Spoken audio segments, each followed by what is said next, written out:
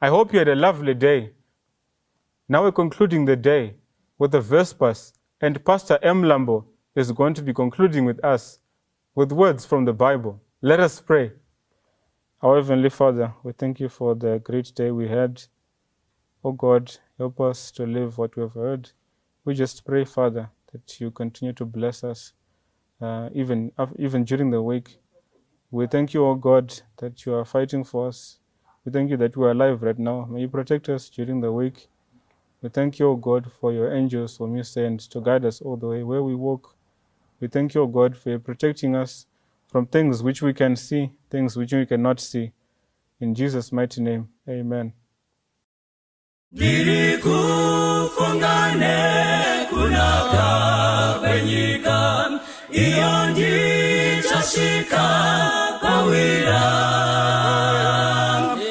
Titsinde chamira na muponesi Dichawa nenyerezi ere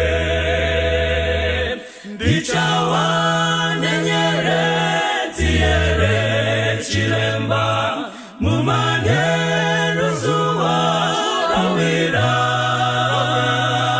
Nomukanda pone satowe kumusha Dichawa nenyerezi ere Musimba ratenzi ndoda kuna mata Diwese muwani weweya Nyerezi yatupenya igawe yangu Pamusi unachisa kwacho Dichawa nenyerezi ere Chilemba mumane ruzuwa rawira Nomukanda pone swatowe kumusha Dichawa nenyerezi ere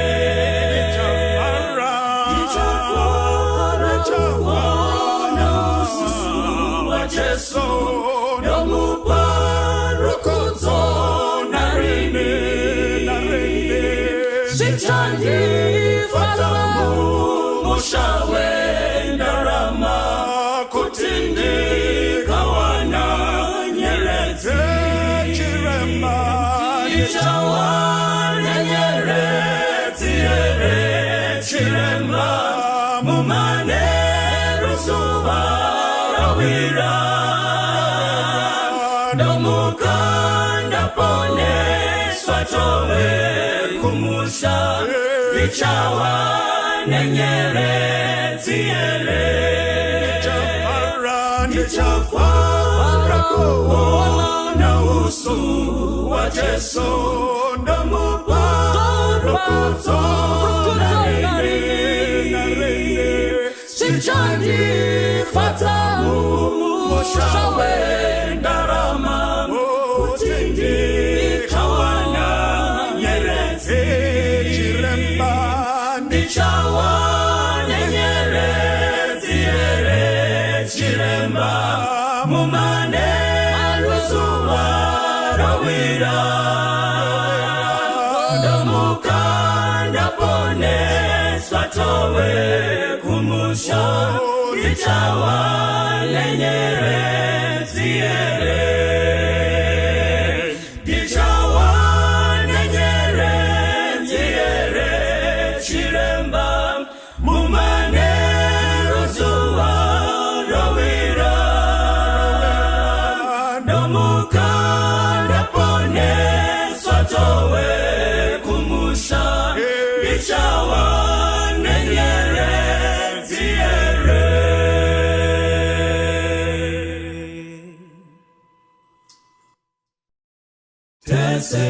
Tesetai tasewai tapumuka kure Dingaona ndatenyi nzira yekuwa mudanga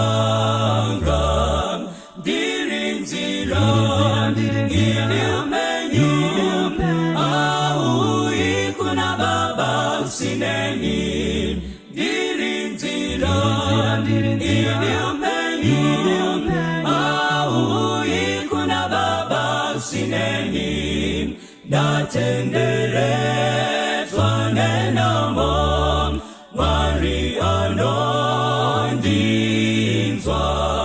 apo wazhinji wachema dozi wasenyidi ndiri nzira ili upenyu auyi kuna baba usineni ndiri nzira ili upenyu auyi kuna baba usineni kuna Kristu nzira nedi andi chapumuki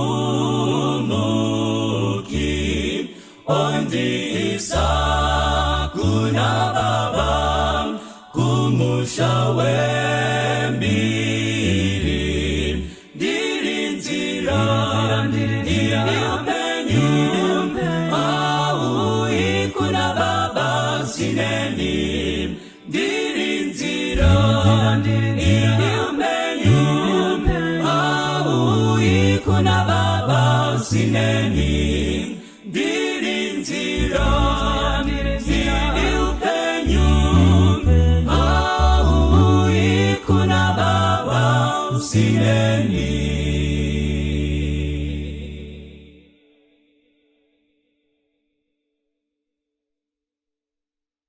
Makadi vanhu vaMwari, neimwe nguva Dhavhidhi anoti, ndakafara panguva iyo yavakati handei kuimba yaJehovha. Totenda Mwari nemukana wekudzidza soko rake. Iye Mwari mbune anoti akasimbisa soko rake kupfuura zita rake. Musoro wenyaya watiratidza nezvawo unowanikwa mukati mebhaibheri. Musoro wenyaya unoti murambiwa akazodiwa. Ngatinamatei. Baba wedu wekudenga, tinokutendai nemasoko enyu amakasimbisa kuti akomborere vanhu vakararama kare nevanhu vari kurarama nguva yanhasi. Atipe tariro yekuti nyangwe zvikaoma sei muri baba vedu, minamato munonzwa nekupindura. Tinokutendaiwo pachateerera soko, tibatsirewo tidzidze pamusoro peukuru hwenyu. Ndinotenda nezita raJesu ndonamata, amen. Mune imwe nzvimbo yandakakurira makanga mune umwe mukomana, time yake yekuroora yakanga yasvika. Mukomana uyu zvaanoita ndezvekuti anoaprocha vasikana vakawanda. Vasikana vaimuramba. Reason yavaitaura vaiti mukomana uyu akanga ane a strong rural background. So to an extent yekuti pane imwe youth camp vanenge vasikana vese vakanga vari mudistrict iri, mukomana uyu akanga avaproposa achinanavira nefederation yese. But nerombo rakanaka, pano umwe musikana akanga akanaka tsvarakadenga, susura ndadya, mudzi yechingwa, muti usina gwapa, anoaprochwa nemukomana uyu. Musikana uyu anobvuma proposal. Pasina nguva huru vanopinda muchisa. The powerful wedding. Ndanguva yozotaura kuti murambiwa akazodiwa. Mukomana akanga arambwa nevasikana vanenge vese, akazowana wake akamuda, vakachata.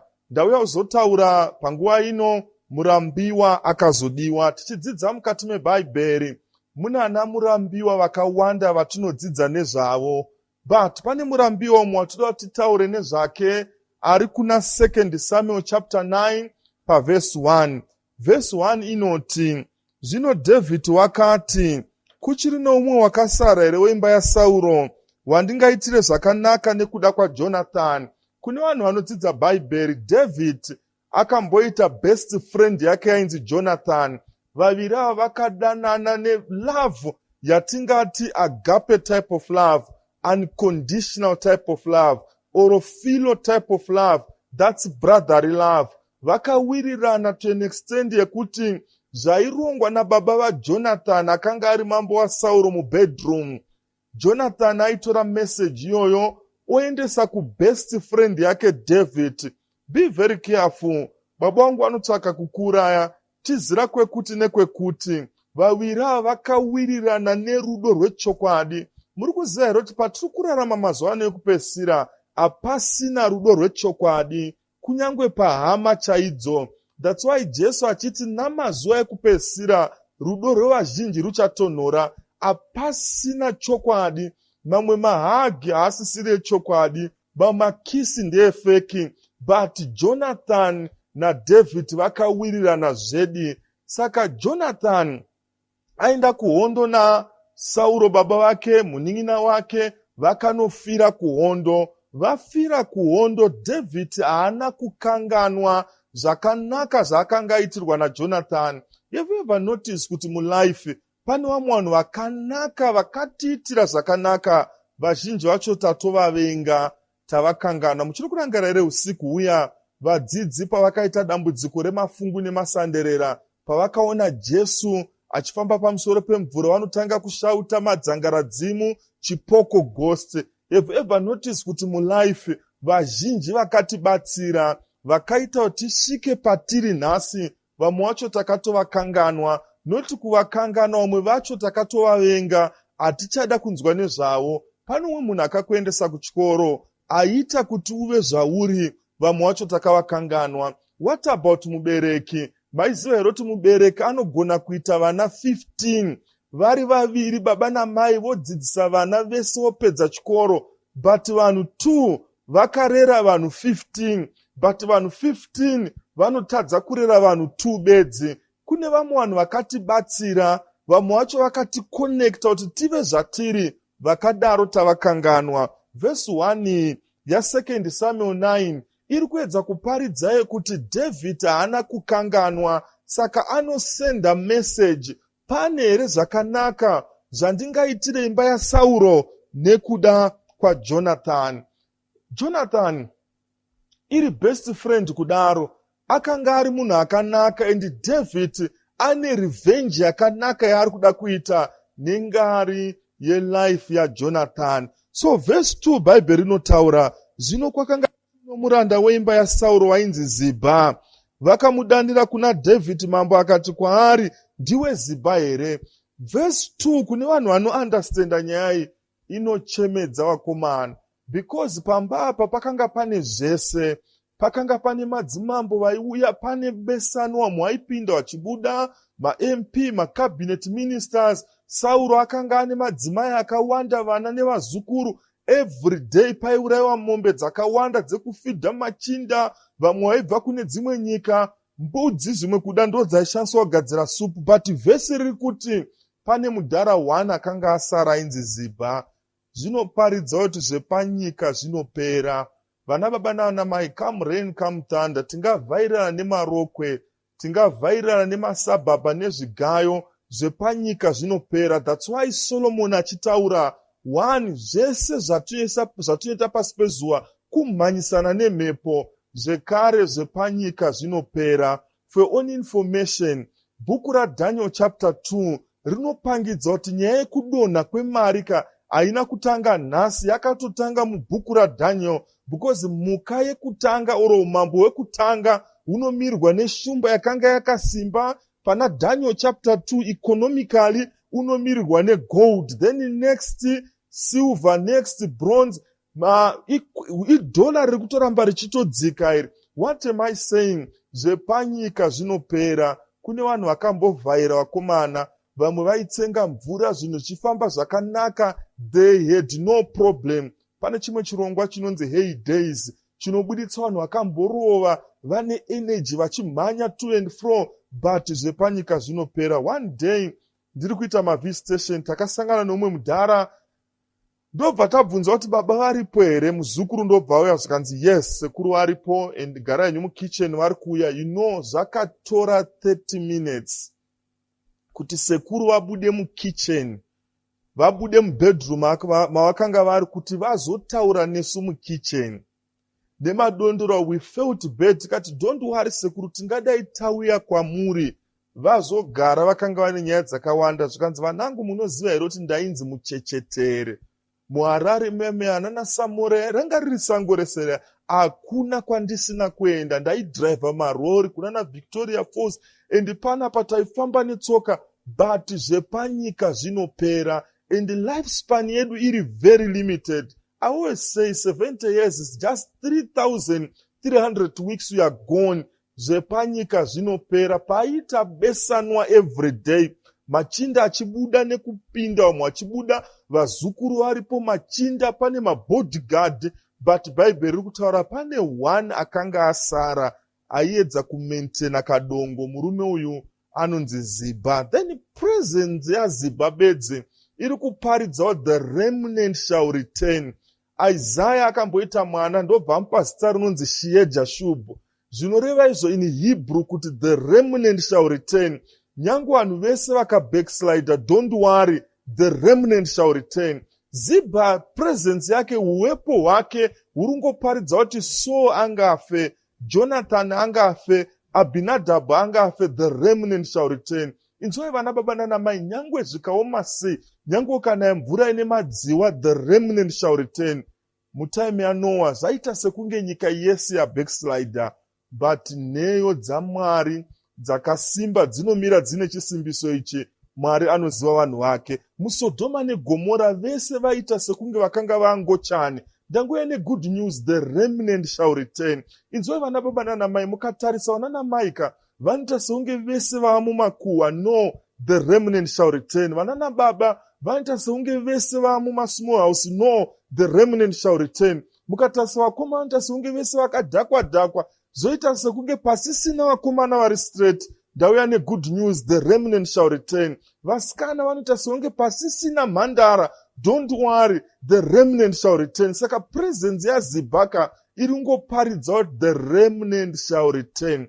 Zvimwe zvatiri kuvhairirana pasi pezuva hapana chicha pasi pezuva. Iwo mabhacha, kwakamboya mabhacha ane mavhenti maviri, kukauya rine vhenti rimwe chete, kukauya asina mavhenti. Zvinongoramba zvichidzokorodza. Vana baba vakapfeka mabhuruku ainzi marivo, vanana mai vakapfeka tererini, jojeti neviscos, vamwe vakazora mafuta eambi vakapiswa nemafuta aya, kukamboita mabhutsi ainzi buruka mengo. Zvepanyika zvinopera. So Ziba ari kungoparidza kuti varumeka, zvepanyika zvinopera, ndiye akanga asara. Kuri kunzi dai taidzokera mumaimagination tichiona besanwa rakanga riripoka newo yakanga iri pamushapa, but Ziba ari kuparidza kuti zvepanyika zvinopera. So verse 3, mambo akati kwaari, kuchiri noumwe here wakasara wemba yaSauro wandingaitire kunaka kwaMwari here? Ziba akati kuna mambo, Jonathan uchiri nomwanakomana, asi akaremara tsoka dzake. So nyaya iri kubvunzwa namambo, hanzi kuchiri neumwe wakasara here wemba yaSauro, why my blessings asiri kuuya kuna Ziba? Ziba haasi mwana webwo, kuri kutsvakwa mwana webwo. Inzwai vana baba nana mai vanonamata, don't worry, nyangwe zvikaoma sei, Mwari achaponesa vebwo vanotenda muna Jesu. Ziba reply yake ari kuti yes, kune mwana akasara but akaremara. Mambo haasi kumbobvunza zvekuremara, because after all, whether munhu akaremara hana kuremara, that's why mumwe muimba akaimba munhu chete asina kubarwa ndiani. Hazvina basa uri mucondition yakaita sei, as long uri munhu, as long uri webwo, mambo ari kuti unofanira kubenefita. Kune vamwe vachanyudzwa muacid, vamwe vachakandwa munyanza, vamwe vachafa Jesu asati auya, vamwe vachasvika pakuora. Don't worry, kana uri mwana webwo, resurrection morning is coming. Vana vebwo panoitwa nhaka vane something chavanotofanira kuti vawane, because vana vebwo. Saka pana pamambo ari kutsvaka mwana webwo, zvikanzi yes, Jonathan achiri nemwana, asi mwana uyu akaremara patsoka dzake. Mambo akati kwaari, verse 4, uripi?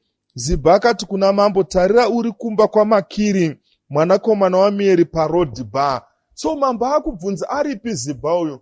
Akanga ari kuLodhiba, kumba kwaMakiri. Bhaibheri rese, kana pano umwe murambiwa akanga ari mukomana ari kutaurwa nezvake, anonzi Mefibhosheth, mwanakomana waJonathan. Chakaita kuti adonhe, akadonhedzwa nanini, musikana webasa. Pakauya meseji yekuti sekuru vafa nababa, musikana webasa ari kuda kuedza kutiza naye, anomudonhedza. Maiziva here kuti muchechi mune vamwe vanhu vakadonhedzwa nesu, chinoita kuti vabehave the way yavanobehave nayo vakadonhedzwa nesu. Mephibosheth handiye akazvidonhedza, but akadonhedzwa nanini. So mambo ari kubvunza aripi zvikanzi ari kwamakiri. Chinzwai nawo, Mephibosheth akanga akaremara patsoka dzake. Mubvunzo wandinawo ndokuti, why Mephibosheth ari kwamakiri? Why kupalasi kune mushandi asiri webwo? Imwe reason ndeyekuti Mephibosheth, izwi kuti Mephibosheth izwi rechiHebheru rinoreva iro kuti someone or he who scatters poverty, or uyo anoparadzira nhamo. Kuremara kwake kwainyadzisa. By the way, kuimba yaSauro vanhu vakanga vari very handsome. Sauro paakaitwa mambo hapana kuitwa nharo, vanhu vese vakapemberera vakati right, tamuwana mambo, which means Jonathan was very handsome, but uyu kuremara kwake kwakaaffecta family. Maiziva here vana baba nana mai, makateerera kuchirongwa ichi vakomana nevasikana, handi vese vatinointrodusa wekumhuri kwedu kuno vamwe vanonyadzisa kuintrodusa. Unonzwa mukomana achitaura ndine mukoma wangu nesi, ndina sisi wangu this, kwoita vamwe vatinojamba vanonyadzisa. Mulife vanana murambiwa, kuno vamwe vanototanga kurambiwa kumahumbwe chai, kunyange class monitor anamboita class monitor, anambobata kunyange grease rechibhorani. Kwoita vamwe vana kuti akada kuchemerera kuita baba oromai vanoisa vanoti mahumbwe zviri nani apere hawo. Kuno vamwe vanhu vanongodika, kwoita vamwe vanana murambiwa. Umwe murambiwa atoona mukati mebhaibheri akanga ari Mephibosheth. So hama dzakasara dzakati zviri nani timuendese kwamakiri. Wedhi rekuti Lodhibhara ari kunzi ari iri, iwedhi rechiHebheru rinoreva iro kuti land of no communication.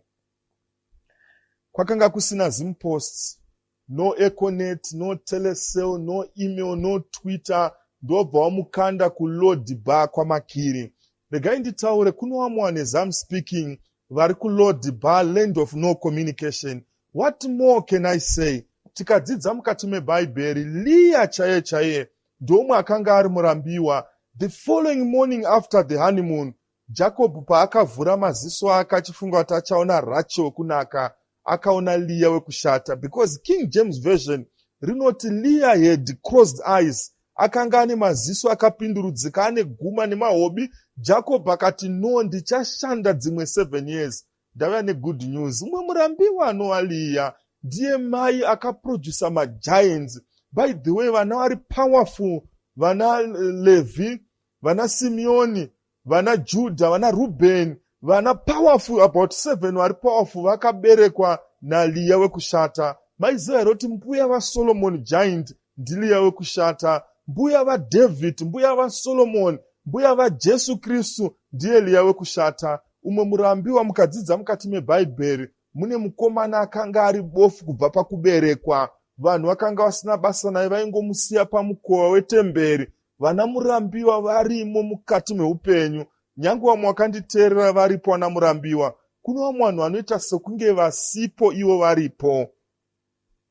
Kuti vanhu vanotofira sekunge hapo but aripo. Ndo zvakanga zvakaita Mephibosheth. Ari kuLodhibhara aigwesha kuti ataure nevanhu vakanga vari kuJerusarema zvaisaita. Akanga ari kuland of no communication, hakuna network. So ndo kwaakanga achigwesha ari. So Zibha ari kutaura yes, mwana aripo but ari kwamakiri kuLodhibhara. As I'm speaking, kune vanhu vari kuLodhibhara.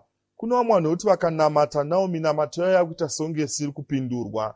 Umwe munhu anonyora hanzi there are sometimes when God doesn't make sense. Pane pamwe kuti unonamata Mwari oita songe asingachapindure munamato. Nyange ukada kuti useke nemafriends vanoita sekunge wakufuratira, hama chaidzo zvinoita sekunge isingachakunzwisise, zvinhu zvese zvinoita sekunge upside down, waakuland of no communication. Maiziva here kuti kuna vamwe vanhu vaneta nemitsanyo, kunyange kunamata to an extent yekuti vangoconcluda kuti vaakuland of no communication.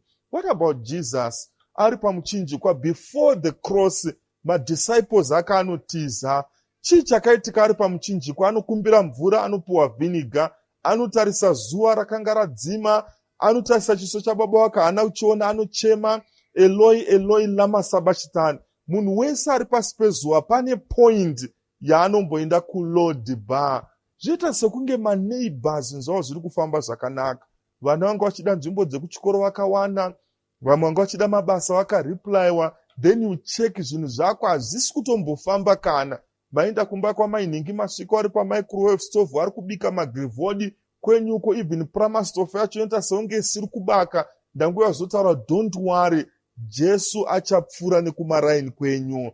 Nyaya yaBartimaeus inoparidzai kuti at last Jesu before asati afa, asati aenda kuJerusarema, anopfuura nemuJeriko. Munoziva here kuti kana zvichiflowa panext door zvinoita sekunge zvisiri kuuya kwenyu. Ndanguya negood news, hold on, Jesu achapfuura nekumaraini kwenyu. Kuna vamwe vanhu zvinhu zviri kufamba zvakanaka, and ukatarisa nepawindo mapfekero avakaita varikuita seunge vari kudya good food, zviri kufamba zvakanaka. Don't worry, Jesu anopfuura nekumaraini kwenyu. Saka David, kubva mavhesi 4-5 tichidzika pasi, David anoinstructa kuti endai munomutora. Saka anotumira nhume kunotumirwa motaked kundonotora Mefibhosheth. Vakomana ka zvaasina kumbobvira akadhirima murambiwa uyu akazodiwa one day. Ndanguya zotaura kuti pane dzimwe nguva soka Mwari paanoita sekunge asiri kunzwa zvatiri kunamata, to an extent yekuti vamwe havachatombode kunzwa nezvaMwari waIsraeri. But one day cross pakaenda nhume, pamba pake hapana kumbobvira pakaita mavhiri ebhara kana ebhasikoro, pakauya motaked ndobva yamutora. Verse 8 inoti, mambo anotaura kuna Mefibhosheth anoti, ndichakupa umambo hwasekuru wako. Iye akamupfugamira, that is Mefibhosheth. Paverse 8 akati, muranda wenyu chinyiko zvamakamutarira imbwa yakafa seni? Ipapo mambo akadana Zibha muranda waSauro akati kwaari, zvose zvakanga zviri zvaSauro nemba yake yose ndakazvipa mwanakomana watenzi wako. Iwe unofanira kumurayira minda, iwe nevanakomana vake navaranda vake, nokukohwa michero, kuti mwanakomana watenzi wake ave nozokudya zvaangadye.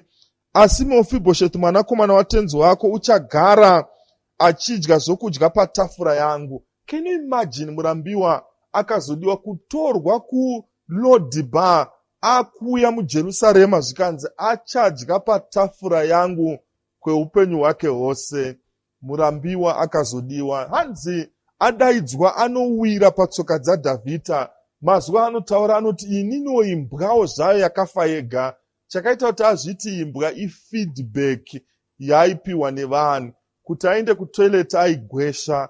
Already family vakanga vakadecida zvimwe kuti vakazvironga pafuneral yasekuru nababa kuti uyo anonyadzisa ngatimuendese kwamakiri kuLodibar. So akanga ari murambiwa, chese chaida aitogwesha, zvikanzi no, iye zvinozve waakudya patafura yamambo. So what a surprise, kutorwa kuLodibar kunzwa kuJerusarema. Jerusarema kanzvimbo kadiki zvoti nzvimbo dzakaita semabvukutafara dzakatokura, but kanzvimbo akairwirwa nevanhu. Up to now land iri very expensive. So Mefibhosheth haana kutorwa kuti agare muJerusarema bedzi, aigara mupalace, kwete mupalace chete, but patafura yamambo.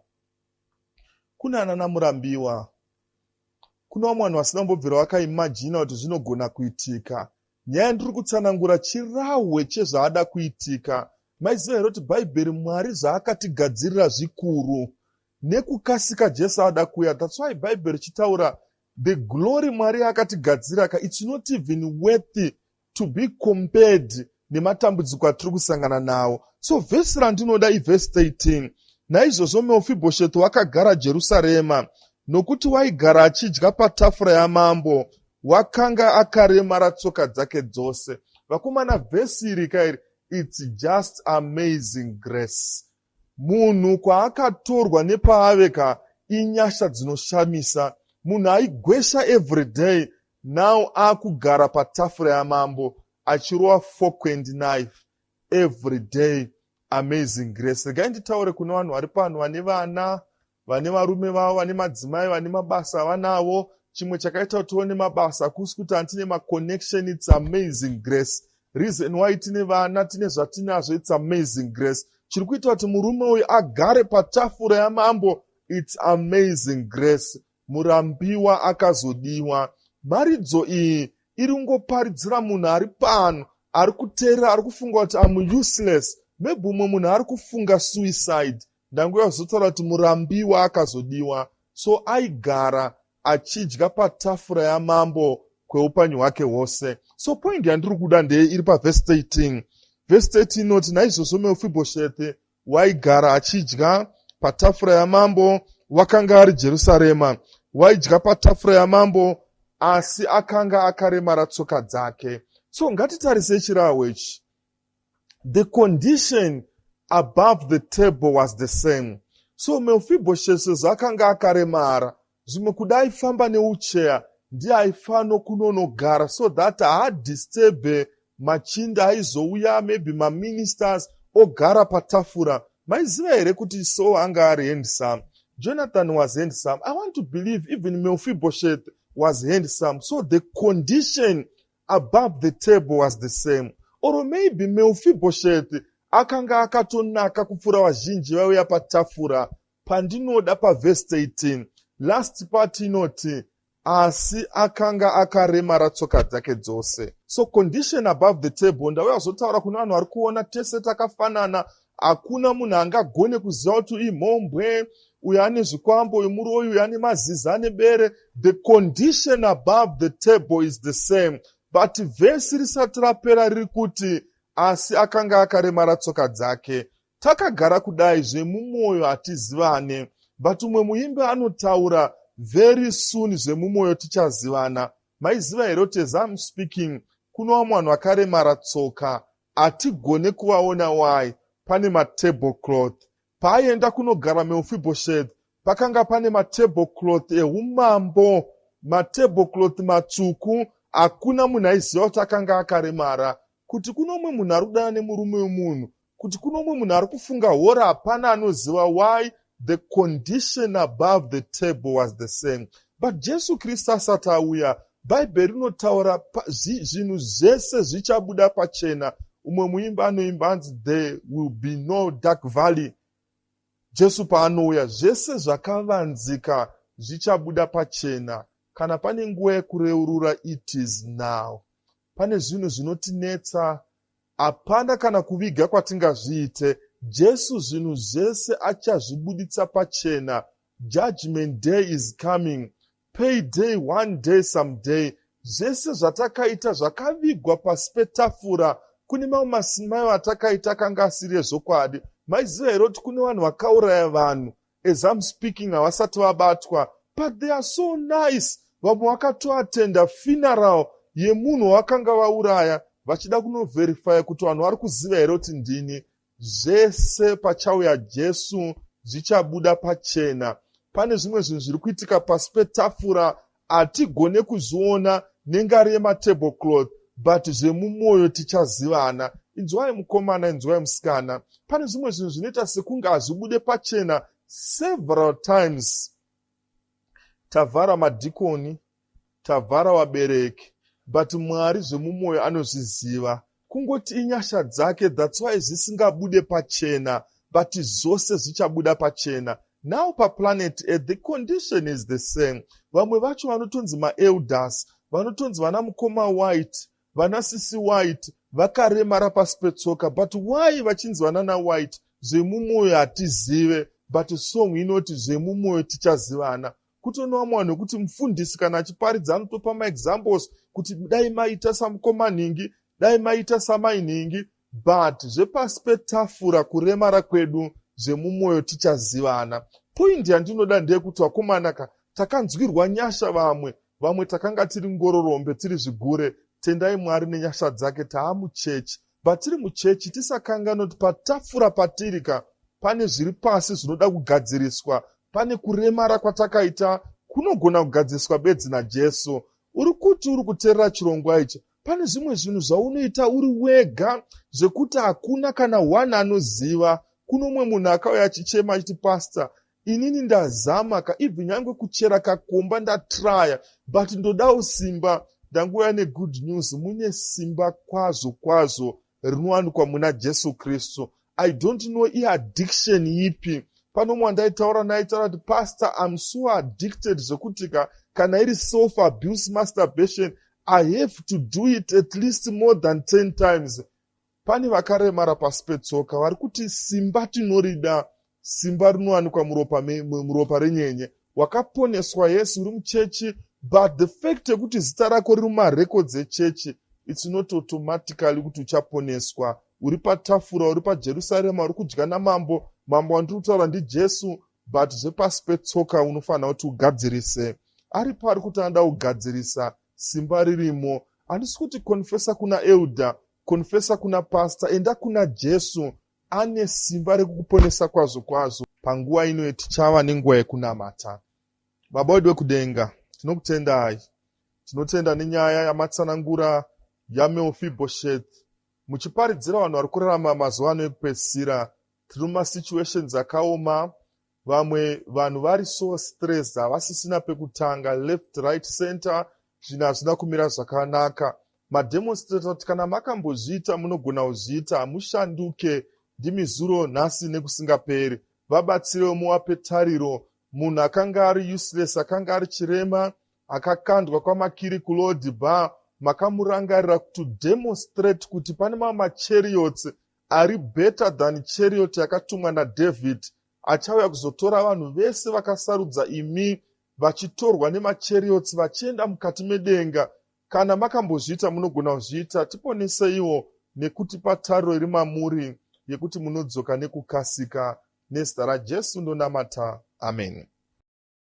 Rukariro ulo lwangu rusimbire kuna Kristu, andinawiri nemunu asimuzita ra Jesu, ndinomira kuna Jesu, ndiye domboneyo yangu, chimwe ndichanyura zangu, kuti awikwa ngedima, tsitsi dzake ndogarira, mumwepo huru yesimba, ruwako rwake ndobata, ndinomira kuna Jesu, ndiye domboneyo yangu, chimwe ndichanyura zangu, chirangano chake icho nechidzidzo cheroparo, zvinondipa rusimbiro pakati pemadambudzo, ndinomira kuna Jesu, ndiye domboneyo yangu, chimwe ndichanyura zangu. Apo anenge ouya netsuri ichazoridzwa, ndinoda kuti ndimire naJesu parudyi rwake, ndinomira kuna Jesu, ndiye domboneyo yangu, chimwe ndichanyura zangu. Ndinomira kuna Jesu, ndiye domboneyo yangu, chimwe ndichanyura zangu.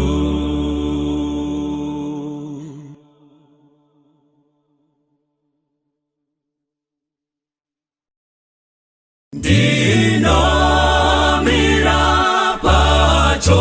paJordani, nekunangisisa kunyikayo yeKenani, uko kune musha,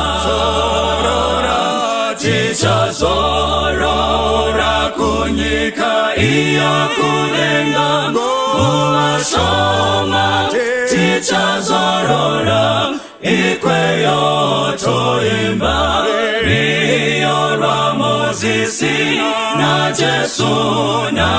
Jesu tichazogara kumakomo akanaka uriko kupenya uko Kristu anotonga akuchinadima zorora tichazorora kunyika iyo kunena uwashoma tichazorora ikweyo toyimba rwiyo rwa Mozisi na Jesu tichazogara ndichashika koriniko nekukomborerwa nekuona Baba wangu na iye kugara tichazorora kunyika iyo kunena uwashoma tichazorora ikweyo toyimba rwiyo rwa Mozisi na Jesu tichazogara moyo wangu wafarira unoda kuyenda chichiro chouya ndashinga kufamba tichazorora kunyika iyo kunena uwashoma tichazorora ikweyo toyimba rwiyo rwa Mozisi na Jesu tichazogara tichazorora kunyika iyo kunena uwashoma tichazorora ikweyo toyimba rwiyo rwa Mozisi na Jesu tichazogara